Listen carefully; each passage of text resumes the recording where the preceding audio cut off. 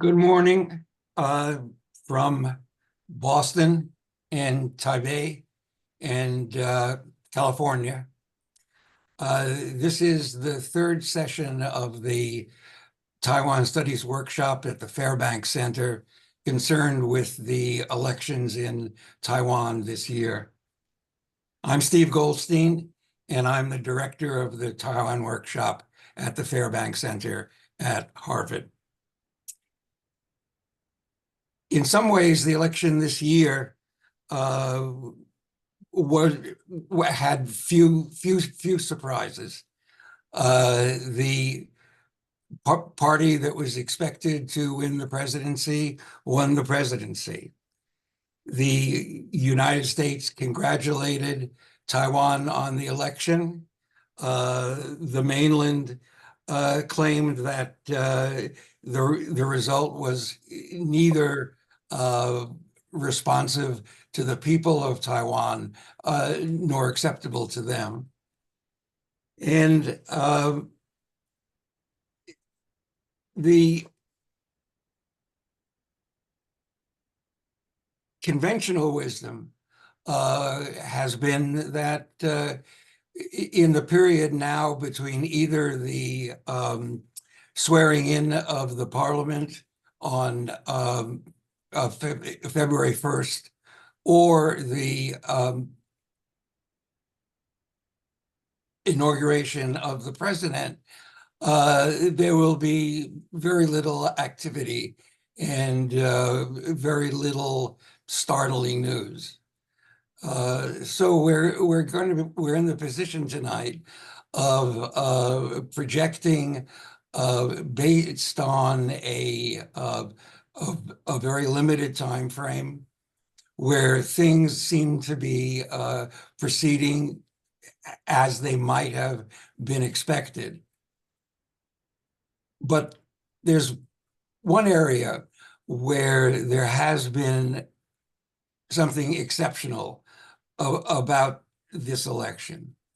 The first exceptional thing was that the so-called ruling party, the party that occupies the presidency, did not carry the legislature, did not carry the parliament.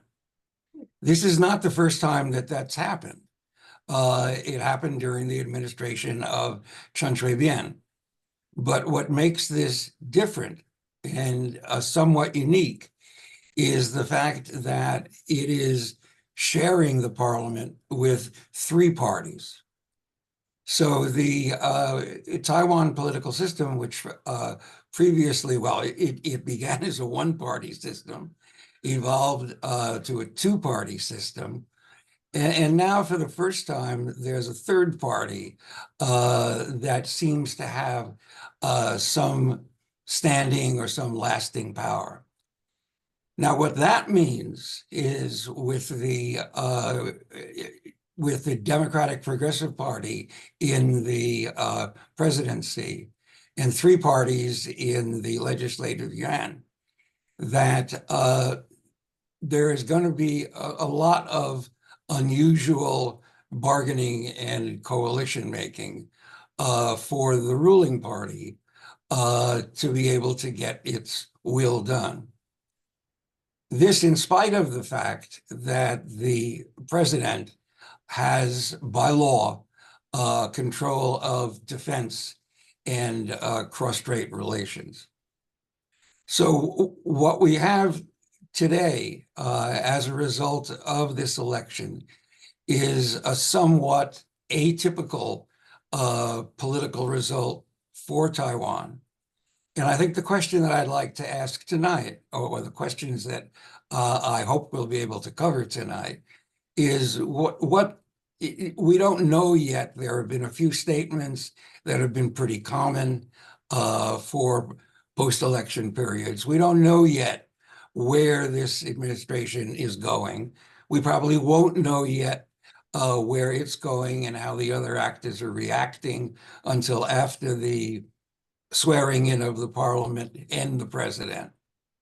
But I think that what we can talk about, and I hope we will talk about, is what the results of this election tell us both about the future of the political development of Taiwan, as well as the future of cross-strait relations and the strategic triangle in the Taiwan Straits area.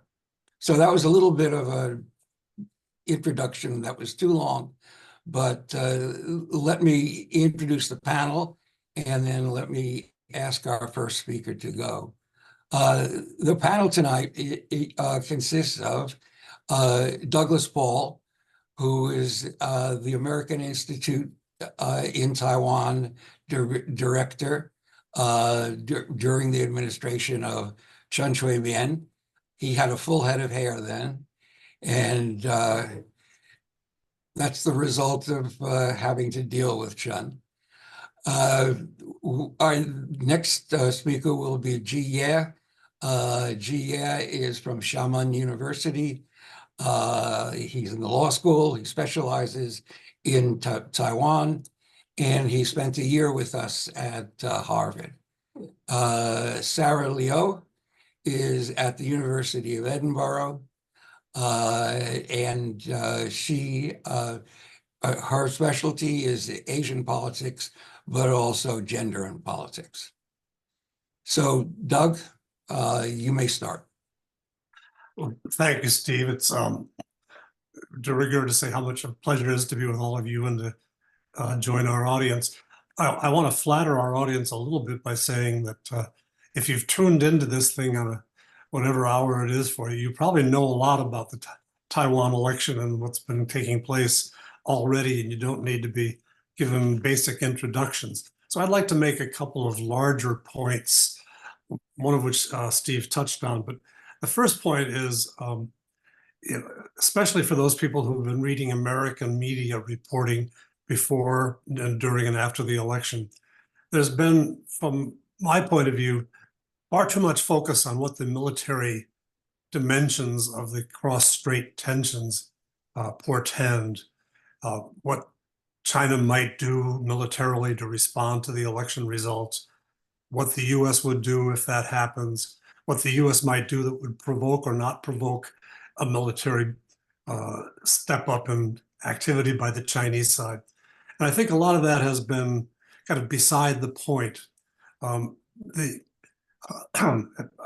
Now people are starting to comment that, well, the absence of military action suggests something more than we could have concluded from the re-election for the third time in a row of the DPP presidential candidate after we've had China put a lot of diplomatic, economic, and other kinds of pressure on the DPP-run administration in Taiwan. I think that the important thing to focus on is the political process. And the political process, as Steve began to outline, is much more of playing out of a game than just one event, two events, and here you are. The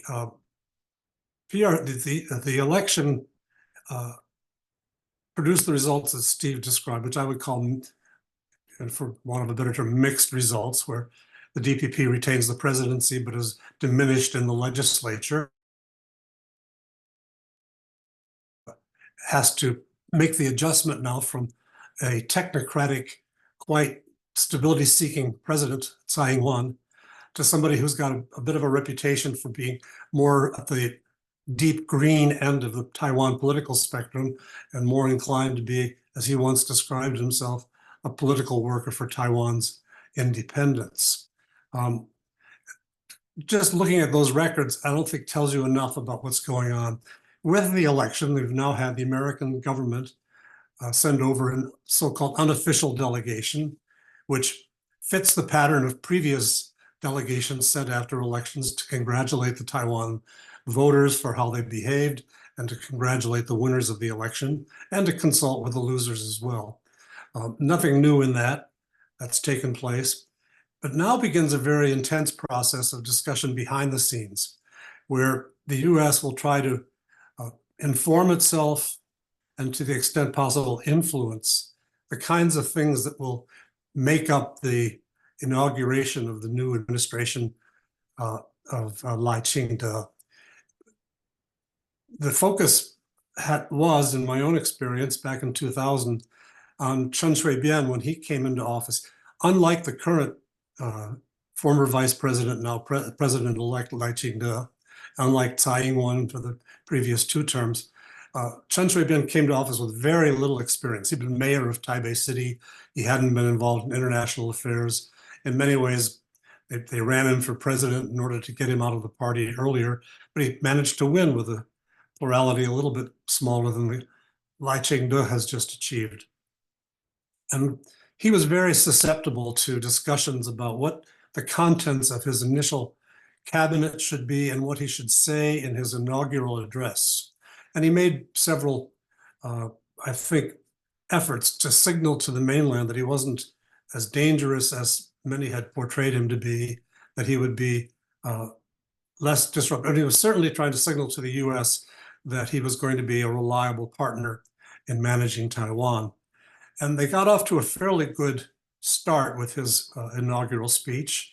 And the first year and a half of Chen Shui-bian's administration was fairly uneventful in terms of cross-strait relations. There was a lot of turbulence in the internal government because Chen had reached out to put some KMT people, Kuomintang people, in his cabinet, and that led to lots of conflict.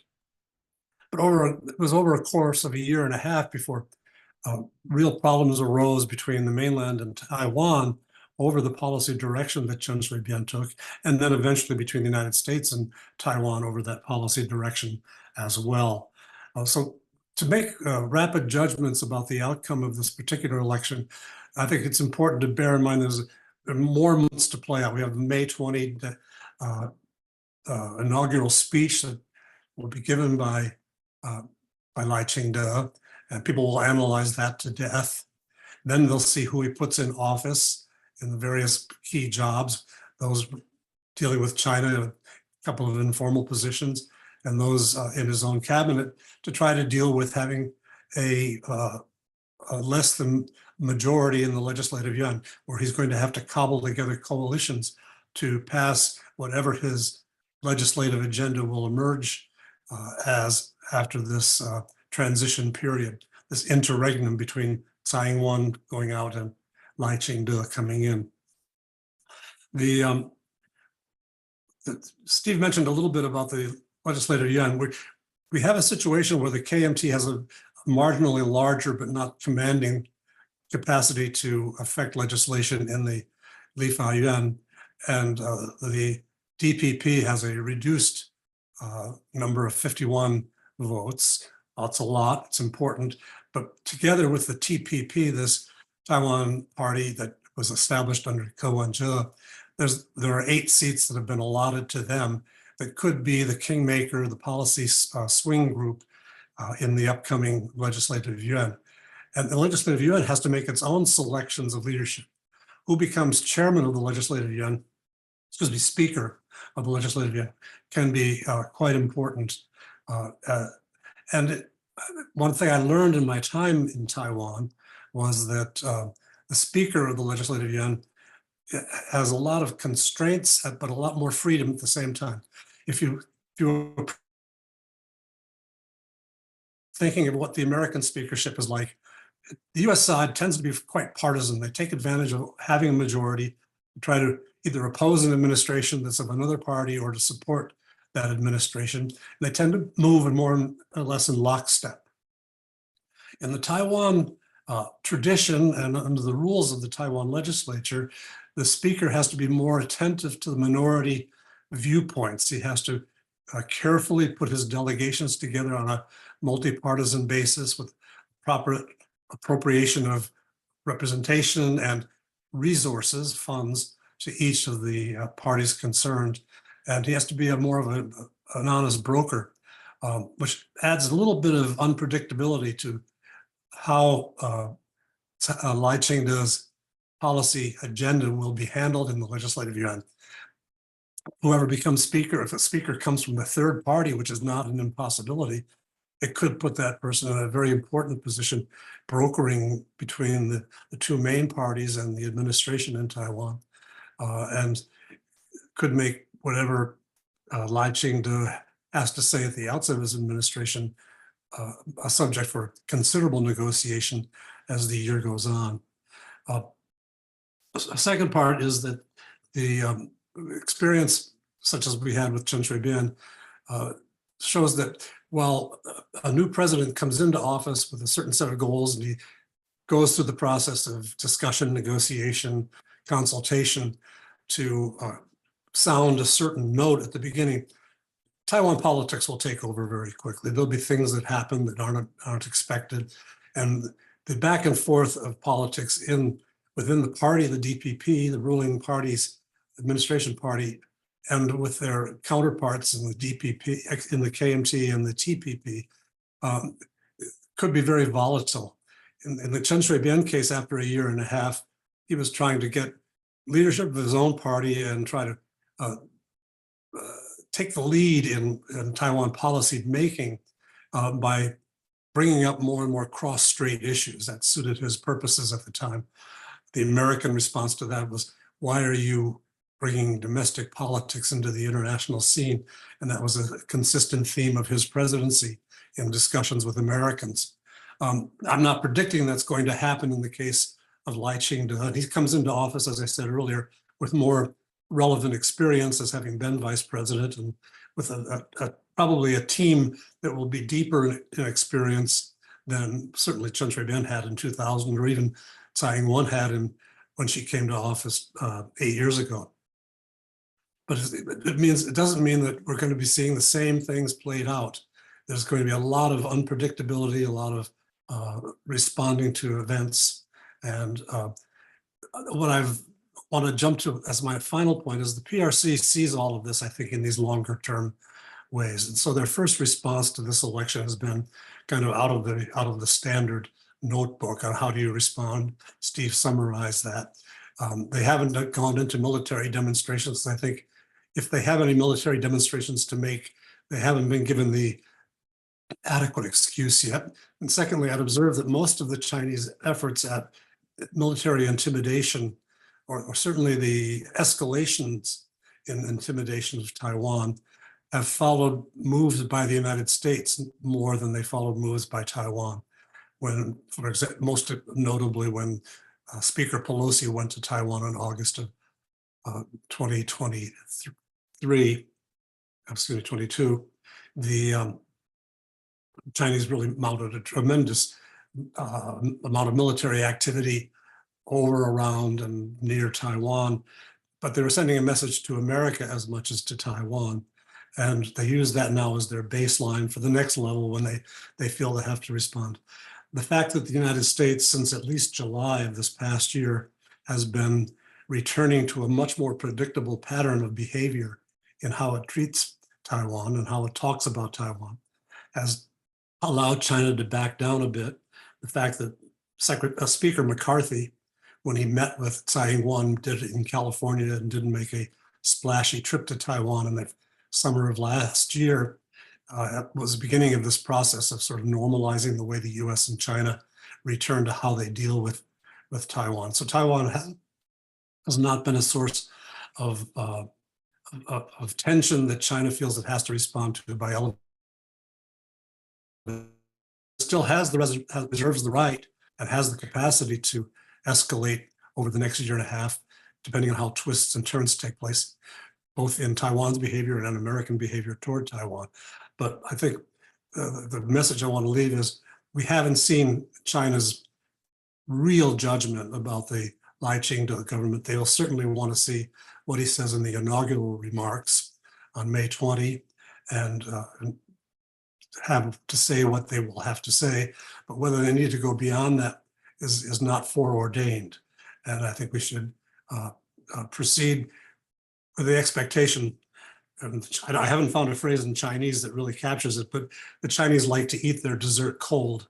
They would rather make their point toward the end of the process when they've done a full evaluation of what this new change in administration will mean for the relationship among Taipei, Washington, and Beijing rather than rush to judgment.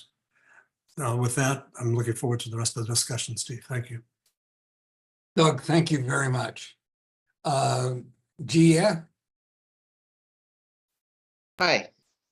Yeah, may I proceed? Proceed. Okay, thank you. Thank you, Steve, and morning or evening, Doug and Sarah. First, I'd like to say thank you, Steve, for inviting me to join the panel and share my personal view on the Taiwan election. I think I would like to first assess the election results, and then from the perspective of the mainland China, as required by Steve, I will talk about the impacts on the election. I have several points to argue. First, I think generally speaking, it's not surprisingly that the DPP won the election. From the beginning of the election, we can see that the DPP candidate has always ranked first in various polls, including several polls published by the KMT. So I think it's difficult to expect the KMT would change the entire situation at the last moment. Also, it is worth noting that the election also broke the pattern of political party rotation in Taiwan since 2000. I mean, since 2000 in Taiwan, no party can be in power for more than 8 years. But this time, the DPP made it. However, does that mean that the DPP will always be the dominant party and the KMT will never have a chance to regain the power? I think it's still too early to draw that conclusion. The second point is the outcome of the election can hardly be seen as a victory of the DPP. On the one hand, compared with the previous 3 elections in 2012, 2016, and 2020, the DPP's total number of votes and vote share showed a significant downward trend.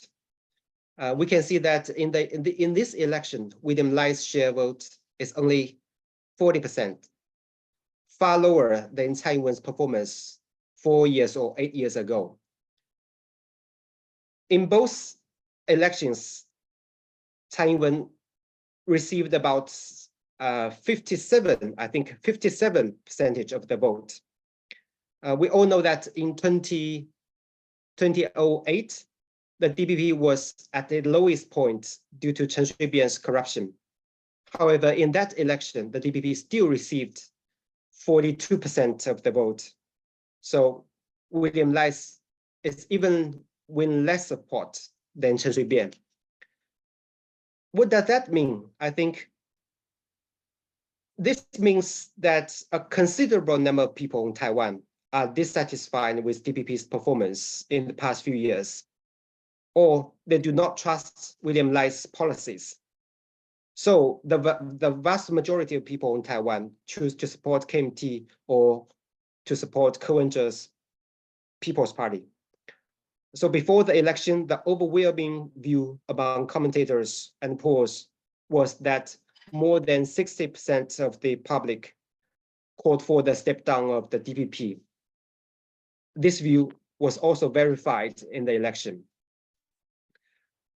Also, as mentioned by Doc just now, in the legislative body elections, the DPP also lost its status as the largest party. Compared with 2020, the DPP lost 11 seats, and the KMT seats was increased significantly, and becomes so as a majority party in the legislative body, the DPP and William Lai's future policies will face constraints or challenges, which will become a huge challenge for William Lai's governments.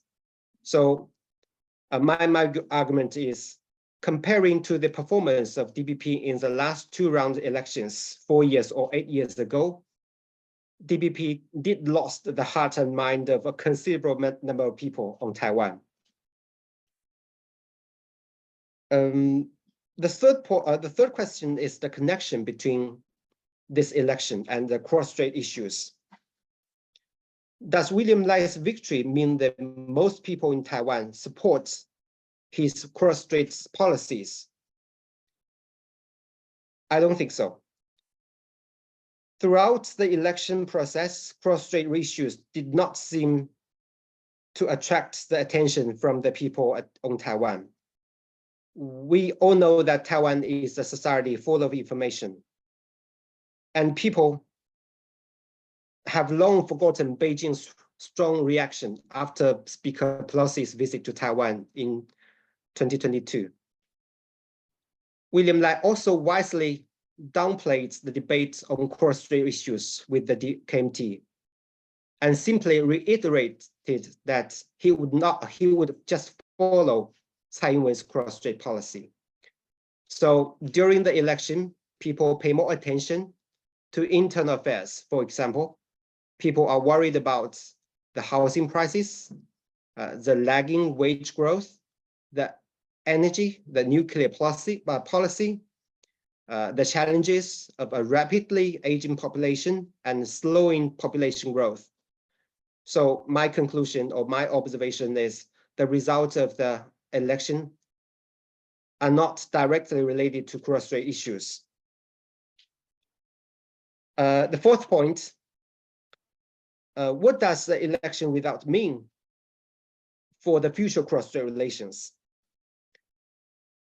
Some people may think that in this election, the cross-strait policies of the three candidates, three parties are similar. So the election results will not have too much impact on the future cross-strait relations, but I don't agree. Although the cross-strait policies were not fully debated during the election and did not receive much public attention, the cross-strait policies of the three candidates or three parties are definitely different, at least from the perspective of the Beijing's eyes. After William Lai came to power, the risks around the Taiwan Straits will greatly increase because in Beijing's view, William Lai is a Taiwan independent separatist, especially with a bad record.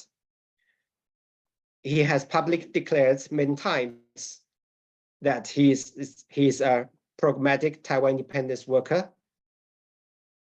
Although he claimed to follow Tsai Ing-wen's cross-strait policy to maintain the status quo, this remains to be seen. In his speech after winning the election, he still called Beijing China rather than Chinese mainland. So in Beijing's eyes, it's a typical two-state theory. So frankly speaking, it's not a good start for the two sides. And finally, how Beijing will react. I think in the evening, when the election results came out, the spokesman of the Taiwan Affairs Office of the State Council had already made a statement. From such statements, we can see several policy signals. First, Beijing clearly realized that the DBP does not represent mainstream public opinion of Taiwan. In other words, this is not a vote on cross-strait policy. It's not a choice between reunification and independence. Beijing still has patience to win the final game. And second, Beijing will continue to adhere to the 1992 consensus that embodies the One China principle. In other words, Beijing will not give up on the 1992 consensus. But that doesn't mean Beijing does not have flexibility. I mean, as long as William Lai put forward a slogan that embodies the One China principle, no matter what they call it, no matter what the name is, Beijing is still willing to consider. And third, Beijing will continue to promote peaceful development policy or the integrative development policy. So I think the so-called timetable for military reunification is not true. I think due to the time limit, I will just stop here, and I will I welcome the Q&A sections. Yeah, thank you. Yeah, thank you very much. Sarah? Thanks. Well, thanks, Steven and Fairbank Center of Harvard for the invitation. And most importantly, thank you all for being here today. It's a real honor and privilege to share with you my thoughts about the Taiwan election. And I'm actually dialing in from Taipei, as I've been in Taipei for the election the last week or so. So today I stand before you to discuss the pivotal moment in the history of Taiwan, the 2024 presidential election. This event holds profound significance not only for the people of Taiwan, but also for the broader geopolitical landscape in East Asia, as well as the world. As we delve into the impact of the election, it's crucial to examine the context, the campaigns, and the potential consequences for Taiwan and the international community. And as Steve very kindly mentioned during the introduction, I am a scholar in gender politics, so inevitably I'm going to talk a little bit about the gendered impact of the electoral campaigns, as well as the implications of the election. So my contribution today will start off with discussing the significance of the election regarding democracy and the gender analysis of the campaign before I go into the impact of the elections. So we understand that the significance of the 2024 presidential election as we understand the historical background that has shaped Taiwan's political landscape. Taiwan has long been a point of contention between China, the People's Republic of China, and the Republic of China, which is Taiwan. The delicate balance of power has been maintained through a complex web of diplomatic relationships, economic ties, and military deterrence.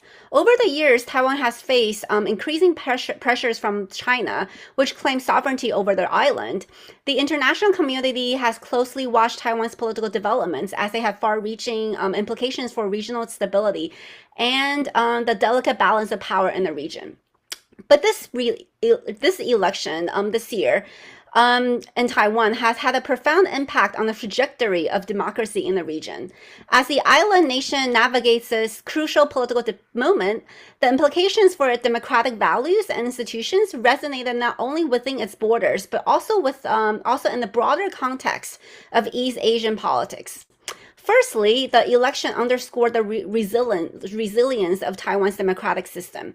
In the face of complex geopolitical challenges and external pressures, the Taiwanese people reaffirmed their commitment to democratic principles. The election process itself, characterized by a peaceful transfer of power and robust public engagement, demonstrated the strength of democratic institutions in Taiwan. Secondly, the election showcased the vibrancy of political pluralism. Multiple candidates with diverse policy platforms engaged in competitive and spirited campaigns. The pluralistic landscape allows voters to choose from a range of ideologies and proposals, fostering a dynamic political discourse. The existence of genuine and political competition is a cornerstone of a healthy democracy, ensuring that citizens have meaningful choices and their voices are heard. Additionally, the election's outcome had implications for the ongoing debates about Taiwan's identity and its relationship with China. The democratic process allows the Taiwanese people to express their views on these critical issues, shaping the nation's stance on cross-strait relations. The preservation of democratic values becomes synonymous with the assertion of Taiwan's unique identity and the desire to determine its future through peaceful democratic means. Furthermore, the 2024 Taiwan presidential election serves as a beacon for democracy in the wider East Asian region. As neighboring countries observe the successful democratic exercise in Taiwan, it presents an alternative model that challenges authoritarian narratives. The impact extended beyond Taiwan's borders, inspiring discussions about the compatibility of a democracy with Asian values and encouraging a reevaluation of political systems in the region. But at the same time, even though Taiwan's election significantly influenced the state of democracy within the nation and beyond, at the same time, Taiwan stands out as a beacon of gender progressiveness in politics, evident in commitment to breaking gender barriers and fostering a more inclusive political landscape. Taiwan almost has gender parity at its national legislature. The percentage of women legislators is way higher than the global average of national legislatures. Taiwan has had a woman president for 2 terms, and this new election also elected its first woman vice president. Taiwan has had a gender quota system where the policies have also played a role in promoting women participation in political leadership roles. The 2024 legislative election exemplified this process as it saw a record-breaking number of women running for office. Taiwan's political culture has shown resilience in challenging traditional gender norms, allowing women to rise to prominent positions and participate actively in political discourse. More importantly, Taiwan has witnessed a normalization of women's presence in politics, which you don't really see elsewhere, including the United States. Civil society and grassroots movements in Taiwan have also been pivotal in advocating for gender equality. These movements have created awareness, challenged stereotypes, and mobilized support for policies that address women's concerns. The 2024 presidential and legislative elections in Taiwan were marked by significant strides towards inclusivity as women candidates entered the political arena, challenging the gender norms. However, that is not to say that women politicians in Taiwan have had an easier time than women politicians elsewhere. Beneath the surface of the historic moment, subtle and overt instances of sexism underscore the persistent challenges women face in politics. Sexist languages and tropes further marred the political discourse. Women candidates encountered condescension, belittlement, and sexist insults, reflecting deeply ingrained biases about women's competence and capabilities. Such language not only undermines the individual's credibility, but also contributes to the broader culture of sexism within the political landscape. Specific examples include both Ko Wej-je and Ho Yo-ming's making sexist remarks.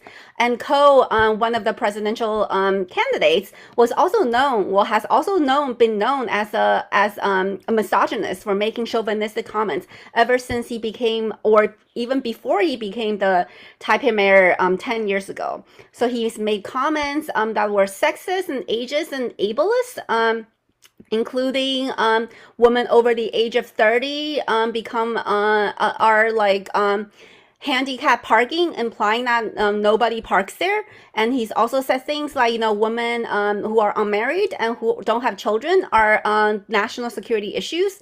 And yet he's scored over 25% of the votes in this election cycle. So I think that goes to demonstrate to you how misogynist comments like this wouldn't necessarily hurt a person's presidential candidate's campaign, right?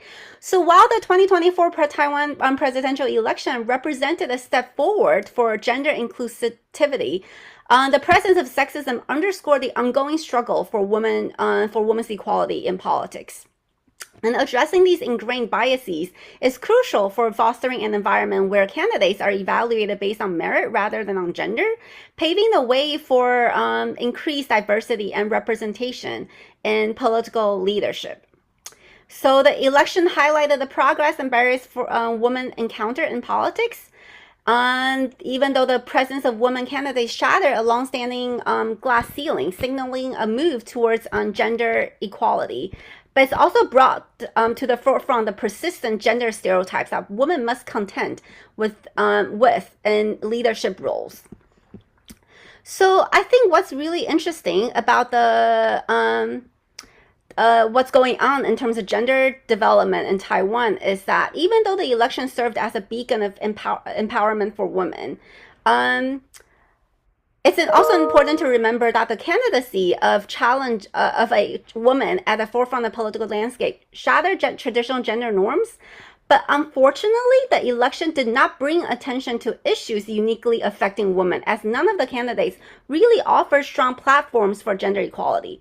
More attention could have been paid and more could have been done to ensure the enhancement of women's status in Taiwan, particularly beyond the political arena. While the election of Tsai 8 years ago served as a catalyst for increased political engagement among women, it has also led to people to believe that Taiwan is a post-feminist society, meaning that gender equality has been achieved. So for a lot of people in Taiwan, it's like, oh, look, we have a woman president who says there's sexism in Taiwan, right? Sexism no longer exists because we have a woman president. Theoretically speaking, we would like to think that the visibility of a woman candidate or a woman politician inspires women to actively participate in political discussions and register to vote and join grassroots movements. And we will assume that the stimulated broader civic consciousness, encouraging women to recognize the power of their voices and the importance of their perspectives in shaping the nation's future. However, my own research on gender and politics in Asia particularly shows that that is not the case in Taiwan or in East Asia. Contrary to Western democracies where women political leaders inspire women to participate in politics, my research has found that women politicians in East Asia actually have a backlash effect by which they discourage women to participate in politics. For example, voting, signing petitions, or attending peaceful demonstrations. While my research cannot really explain why that is, my interpretation is that because Asia is the only region in the world, besides Africa, where there is a significant discrepancy between women's political status and other dimensions of women's status, such as economic status and social status. In other words, unless there's unless gender equality is achieved comprehensively in all dimensions, where, you know, people don't just feel like, oh, women have higher political status, where they're whereas other dimensions of their lives have remained the same, then women are less likely to also participate in politics because they may feel that, okay, it doesn't matter if we have a woman president, or it doesn't matter that we have close to gender parity in national legislature, women's lives are not changed fundamentally, socially or economically, then that becomes an issue. So I just wanted to put it out there because it's something I've noticed that it's something that not a lot of scholars have really talked about. But now I'm going to move on to the international as well as the domestic ramifications and implications of the election. The ripple effects of the 2024 Taiwan presidential election extended far beyond the island's shores. The international community closely monitored the developments, aware that the outcome would reshape the geopolitical dynamics of East Asia. Several key factors contribute to the global significance of this election. First, the United States has historically played a crucial role in supporting Taiwan, both economically and militarily. The election outcome would determine the nature of the future relations between Taiwan and the United States.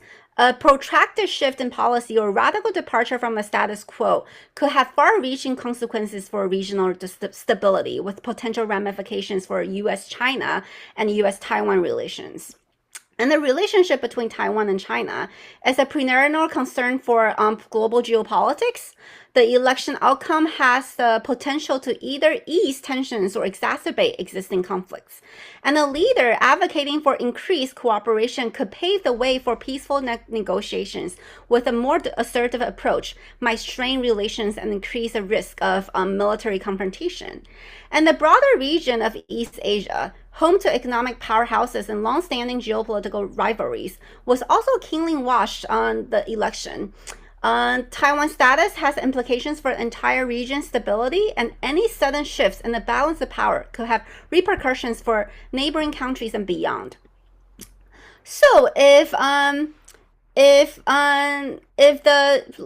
the elected leader, right, Lai, pursued policies focused on stability, cooperation, and peaceful coexistence with China, it could lead to a period of reduced tensions. And conversely, if his leadership were to favor a more confrontational approach toward China, could escalate tension in the region. So, in other words, I predict that Lai would continue down the path that Tsai Ing-wen has set out, which is a very pragmatic approach in maintaining the status quo. However, Lai is also in a catch-22 situation, right? On the one hand, he must increase a military defense budget, which is a hotly contested issue in this current election cycle. And he has to, increase military defense and seek allyship and support from other democracies because of the constant threat from China.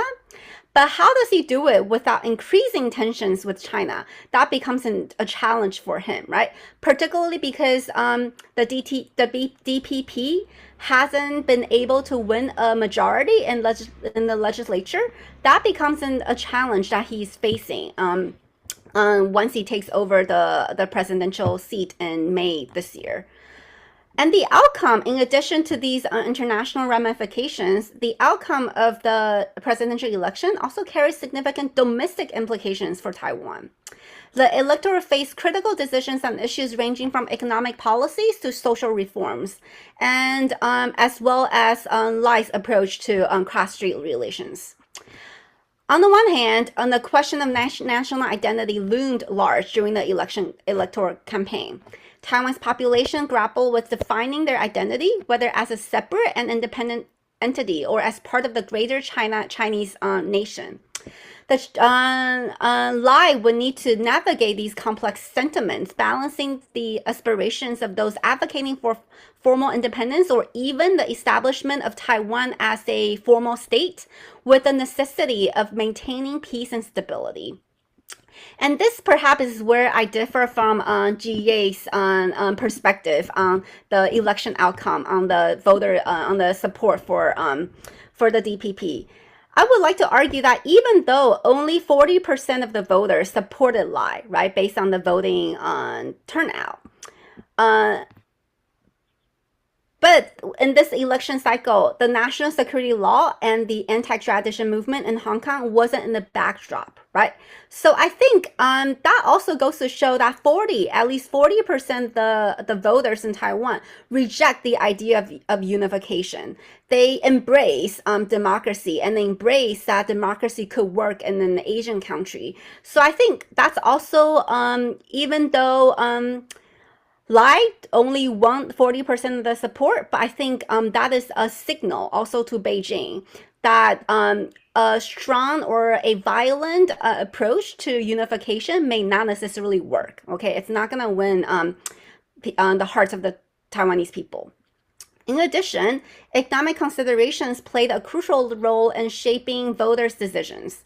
The candidates proposed competing visions for Taiwan's economic future, with discussions centering around trade agreements, industrial innovations, and measures to ensure sustainable growth. So the global economy would also not be immune to the repercussions of the 2024 election. Given Taiwan's integral role in the global technology supply chain, any disruptions caused by any political instability could have widespread economic consequences.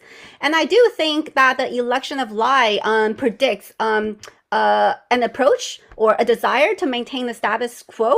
And I think a democracy with political stability could be very attractive to foreign investors.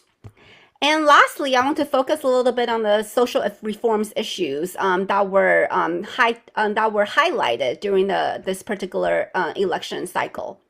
Issues related to social justice, healthcare, education, and environmental sustainability were at the forefront of the campaign.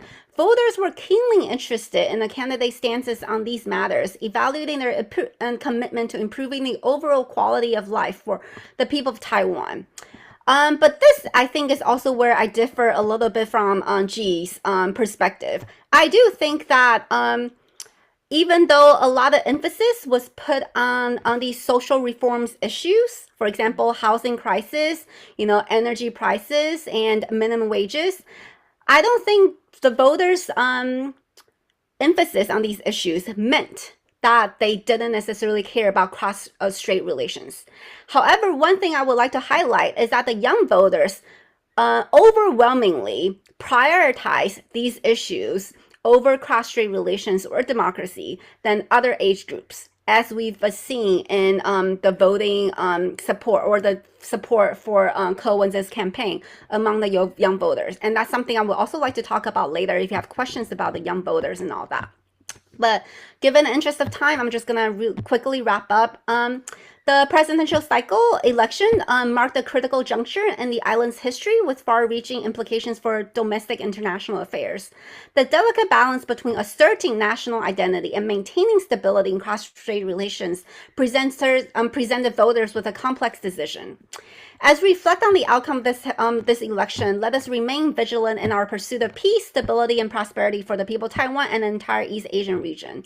And like I said, I'm happy to talk more about some of the issues that we've raised, but not having had time to go deep. But thank you very much, and I look forward to hearing your thoughts and questions. Sarah, thank you very much. Before we open the floor to other questions, I'd like to raise two issues to talk about. The first is we haven't talked much about the Kuomintang and what the result of this election will have on the organization and the leadership of the Kuomintang. The Kuomintang, if there is a party in Taiwan that is responsive to or sensitive to issues with the mainland, it's clearly the Kuomintang. It's always identified as the mainland friendly party. The Kuomintang has also entered a period where it's been in this condition for some time, where an older leadership, the elders of the Kuomintang, fundamentally control policy and lead a younger echelon that is more flexible in terms of relations with the mainland and more attuned to public opinion on the island about relations with the mainland. I wonder if this defeat of the Kuomintang, and particularly the process of choosing a presidential candidate, and again, particularly the activity, for example, of Ma Ying-jeou at the end of the campaign, and his comments about the Chinese leadership and his comments about relations with China, and his adherence rigidly to his concept of the 92 consensus. I wonder if this result will allow greater flexibility and greater initiative to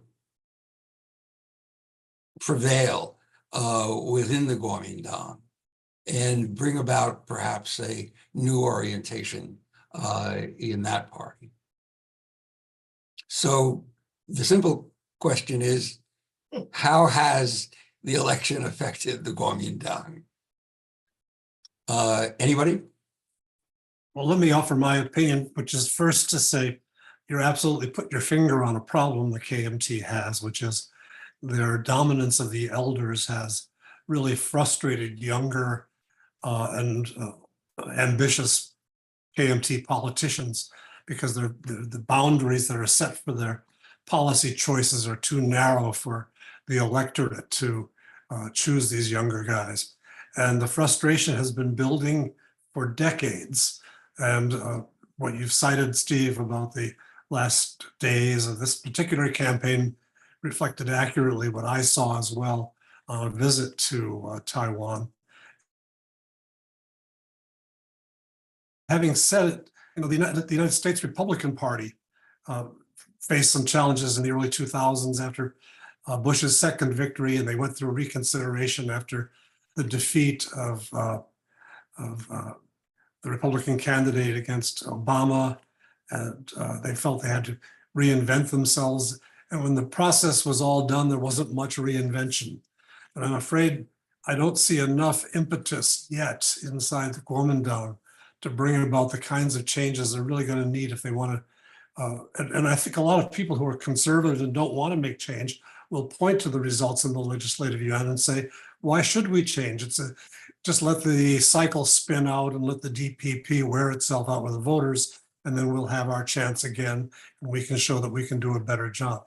So I think that the game is afoot, but it's not foreordained that it's going to lead to a new generation of more flexible, as you say, or more progressive or different kinds of KMT leaders. The economic problems the KMT faces, their budget shortfalls, their deep indebtedness, as opposed to the wealth on which they relied for many decades, may be part of the process that forces change. If the elders can't control the purse strings, maybe there will be less influence for the elders in the KMT, and that'll give an opportunity to people who go out and raise new money for the party from Taiwan's entrepreneurial class. But it's a problem that remains to be addressed and resolved. And I think it's going to play itself out in the Legislative Yuan in very interesting and probably to us surprising ways as the next couple of years unfold. Anyone else have any thoughts on the future of the Kuomintang? I'm happy to share some thoughts. So I do agree with Douglas. I think the KMT is in a catch-22 position, because I think on the one hand they would like to hold on to this ideology of the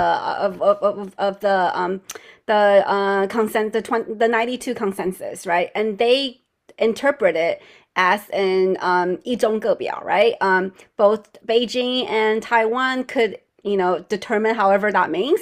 However, I think it was not this year around, but 4 years ago at the re-election of Tsai Ing-wen, right before that, I think Xi Jinping spoke about how his interpretation very clearly for the very first time, that his interpretation for the 92 consensus was that it's got to follow the one China principle, right? So I think that signals to the voters in Taiwan that there's a discrepancy between how Beijing interprets it and how the KMT interprets it.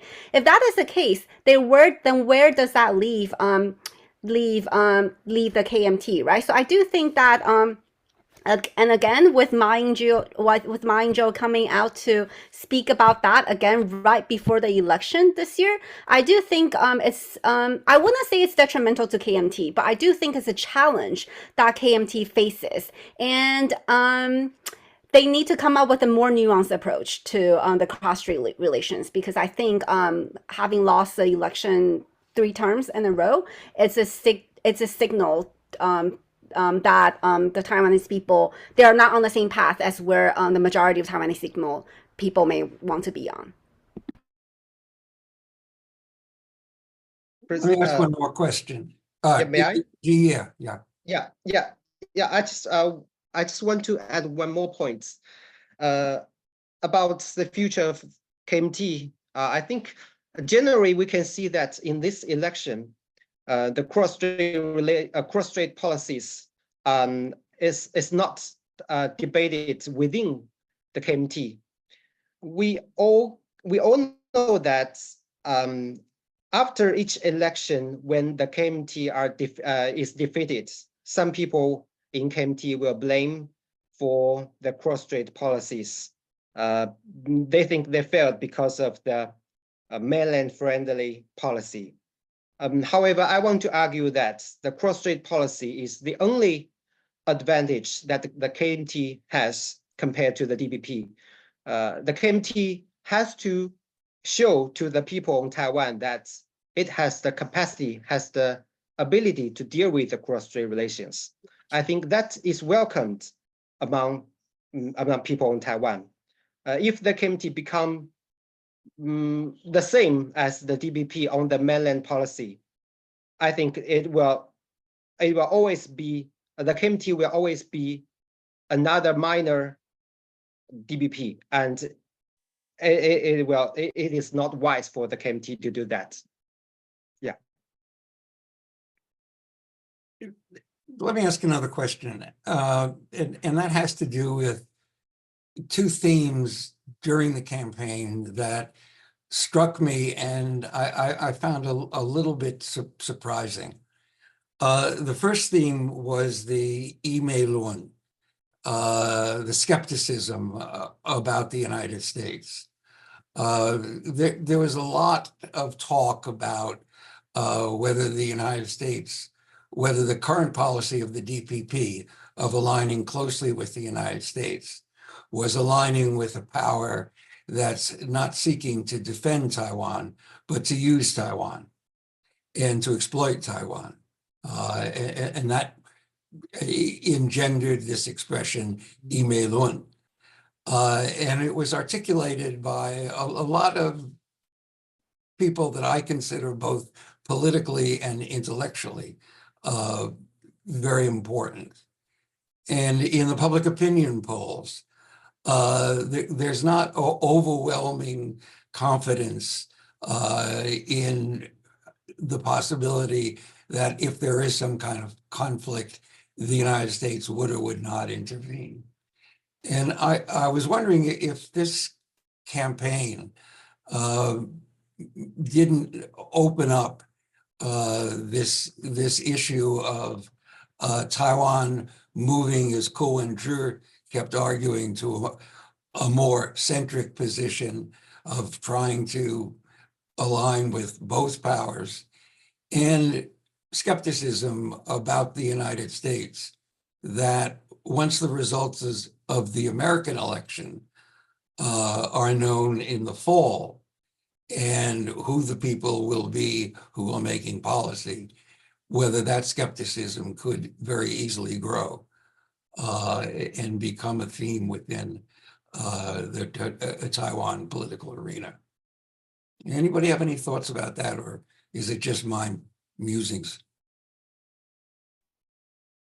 Well, in my experience, and with DPP and KMT leaders and people who are not visible leaders, but activists behind the scene, this doubt about America's intentions has always been there. And sometimes it's not so much expressed as doubt about the US, but feeling that the US is trying to push Taiwan into a conflict it doesn't need and can avoid if left to its own devices.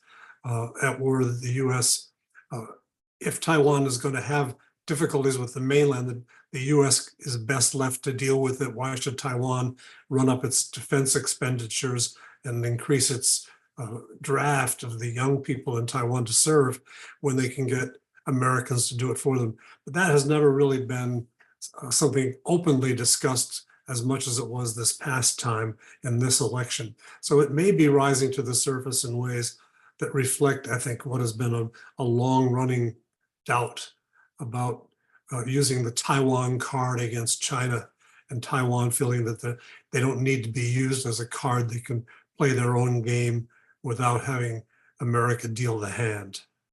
Mm-hmm. Anyone else on that issue? Okay, well, let me go to, yes? Yeah, I was just gonna say, I don't really know much about the, I mean, I do agree with Douglas that I think that the mistrust or the lack of trust has been high. But I also just wanted to point out that in this particular election cycle, as well as the previous ones, the research has shown that there's a lot of misinformation and disinformation going around, particularly about this. So I think that could also determine how likely people in Taiwan are going to trust the U.S. intentions. Yes, that's true. That's true also. I have a question. We have a question from the audience, and it's to Ji. And it's, why don't you believe Lai? Why do you continue? Why does China, not you? I don't. Why does China, in all of its public statements, just simply not prepared to give Lai anything like the benefit of the doubt that what he's saying about his policies and what his policies will be are somewhat less independence oriented than the mainland depicts it? Why don't you believe him? Yeah. I think, yes, William Lai has said several times that he will not change the status quo and just follow Taiwan's policy. And he also mentioned that he will not declare independence, but we should not forget that he has more than that. He said he will not declare independence because Taiwan is already an independent country. I think that's is not welcomed by Taipei. Also, we are worried about William Lai. Also, we are worried about people around William Lai.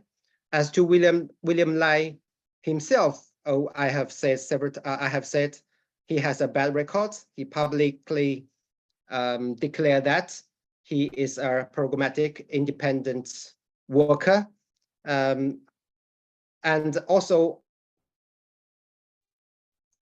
around about people around William Lai, I think they are completely deep green. As during the election, we can hear people from DPP say that they do not ask William Lai to shout for independence because they believe that William Lai will do that. So I think that the core issue is that the trust between the two sides. As the dog can see that even in the early days when Chen Shui-bian took office, he also made statements about 四不一没有, right? 4 no's, 1 without. But 2 years later, he changed that. So we should still wait and see what William Lai will react after the May 20 inaugural remarks. Yeah. Anyone else on that? Okay, well, we have another question from the audience, and that is about the 1992 consensus. Sarah, you talked about the 1992 consensus and the different interpretations of it. What's the relevance of that? I think historically, the 1992 consensus has left a lot of room for interpretations, right? Because it was vague. They said, it was like 一中各表, right? Like each Taiwan and Beijing could interpret it however it wanted. But I think the challenge was when Xi Jinping came out to basically declare that there's no room for interpretation. There's no room for vagueness, okay? What he meant by the 1992 consensus, as he understood it, was that there was only one China, right? Implying that there is a very strong desire for unification, right? But that is not what the Taiwanese people desire, right? Regardless of the voting outcome this time. Okay, I think public opinion poll has consistently shown that people in Taiwan want to maintain the status quo. Okay, so when there is no room for interpretation for that, then it means unification, and that really again leaves no room for interpretation. Then I think that helps the people in Taiwan to see more clearly what Beijing wants, and which is against what KMT also advocates, right? If the KMT were to say that they advocate for the status quo, but at the same time, they also don't want any military defense budget, right? And if they want cooperation with China, then how does it work? Right? For the KMT is the challenge. How does it work for you to maintain the status quo where Taiwan doesn't get taken over by China? But this is clearly China's goal. So how does it work for the KMT? So I think that's a challenge that the KMT faces. Would you say that, again, to the 92 consensus, would you say that that's the mood in Taiwan is that even as defined by the Kuomintang, the 92 consensus, with the different interpretation. I should say that what the 92 consensus was an agreement in 1992. Taiwan and China began talks, and the issue was, what would the nature of those talks be? And the mainland was very insistent that there be no hint that there talks between two sovereign states, but that rather they were talks within one state. And of course, the Kuomintang was resistant to that. And through negotiations, they came up with the interpretation that both sides would assume one China, but would give their own interpretation of it. But now, of course, with the DPP, even the idea of one China being expressed, no matter what their interpretation of it is not acceptable. And yet that is the prerequisite for China beginning talks again with unofficial or even official bodies on Taiwan. Jia, do you think there's going to be any greater flexibility in the criteria for the mainland being willing to deal with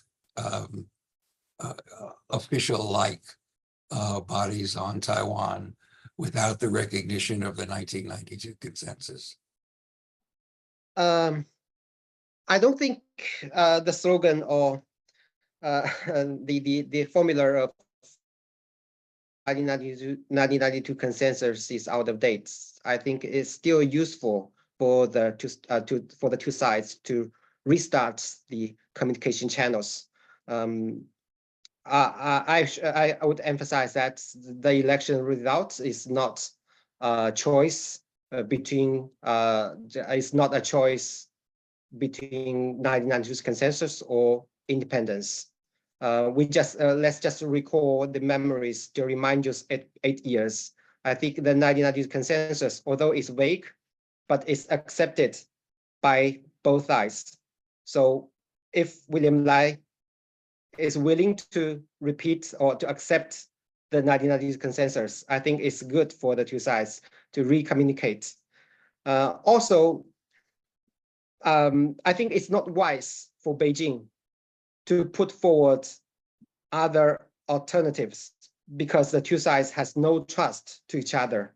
If we propose a slogan, the DPP or William Lai, they were just put it away because they think it's a trick for them, for the Taiwan side. So if the DPP side can put forward a slogan that reflects the core meaning of the 1992 consensus, even we can have we have another name. I think the Beijing will be happy to see that and will be willing to consider that. Yeah. Could I also? So Douglas, you go ahead because I've spoken a lot. Well, just a quick point. I don't have any insight into China possibly changing its position, and I'm skeptical that it would. But I have observed, over the benefit of long time observation, that China has, flexibility in how it expresses that fundamental position. And looking back in time, in 1996, before the Li Denghui's election, China thundered and blustered and to guarantee that Li Denghui got a very strong vote in the election. And in 2000, on the eve of the election then, Zhu Rongji was sent out to thunder about politics in Taiwan, warn of consequences. And in 2020,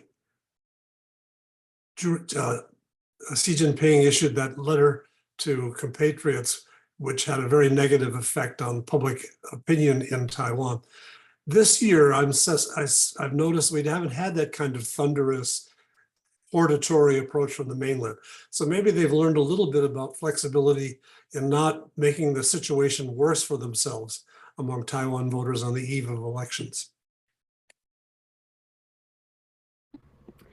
Yeah, so earlier I just wanted to say that I think, so I've been here for the election, right, the last 10 days or so. And I think what's interesting about what's going on in the international community and what's going on in the locals in Taiwan is that there seems to a difference in the degree of hype about the election. So I felt like this election was kind of like lukewarm, you know, like people are just kind of like whatever, whereas the international community was really paying a lot of attention to it.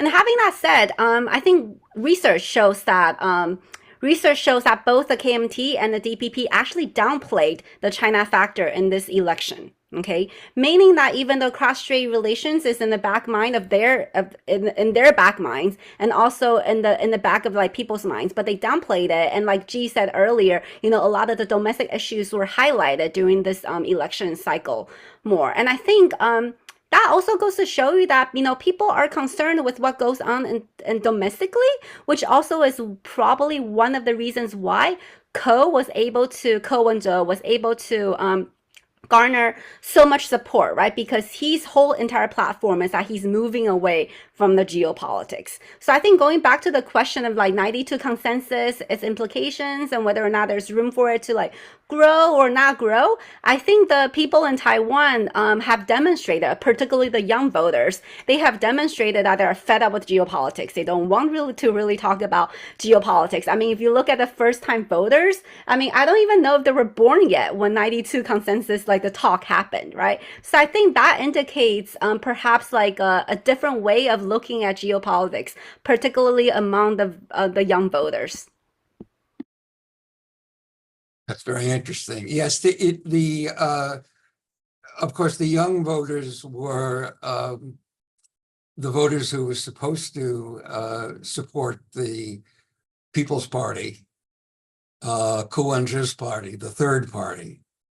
And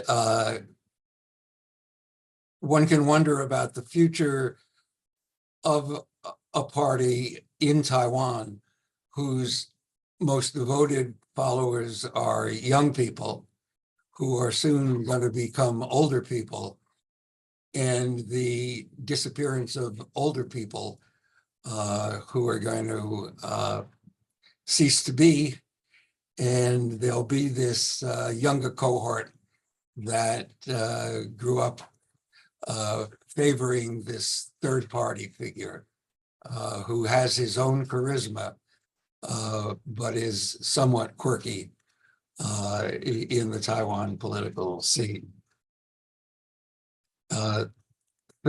Things are changing in the voting public, clearly. Well, I'd like to thank you all. It's been a good session. As we've said throughout the session, we don't know much. We can only speculate, but it's clear that the next 4 or 5 months will be interesting months in the evolution of the cross-strait relationship, U.S.-China relations and U.S.-Taiwan-China relations. So thank you very much. Thanks, Sarah. Gia, thank you very much. And Doug, thanks a lot. Thank you. Thank you, Steve. Good to see you again. Yeah. Yeah. Hope to see you next week. Soon, right? Exactly. Bye-bye. Thank you, Sarah. Good to meet you. Bye. Thanks.